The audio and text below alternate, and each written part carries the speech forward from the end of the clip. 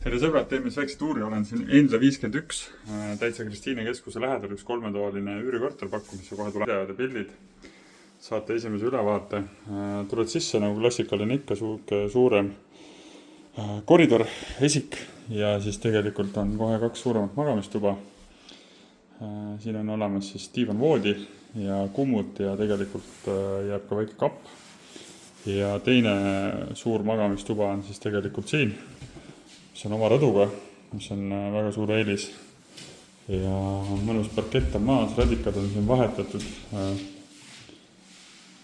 Tšau, suured kapid on sees, et see tuba on tõesti mõnusalt suur, et kui perega otsida midagi, siis lapsed mahuvad kas või 2. Esikus on ka veel suurem kapp olemas, et tegelikult täitsa mõnus. Ja mis siin on teistmoodi on see, et siin on vannituba suureks tehtud, väga avar ja suur, ruumikas, dušinurgaga, vähe suuremaga kui 90-90, et see on siin üle meetri lai vähemalt ja on väga mõnus pesumasin ja tegelikult siia poole jääb siis siuke mõnus peegliga valamu ja valamukapp ja peegel on veel valgustusega eraldi. Ja kodu süda, kus ikka aega veetakse kõige rohkem, on elutuba.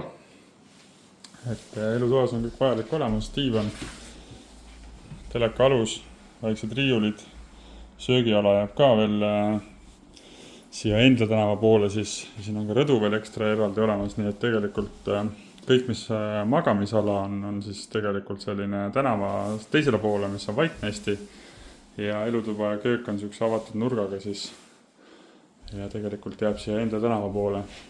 Siin on olemas ka nõudepesumasin, korralik külmik ja siukene mõnusalt avar ja ruumikas kodu kellelegi üürida pikaajaliselt ja vaated on sellised, korter asub 5.5.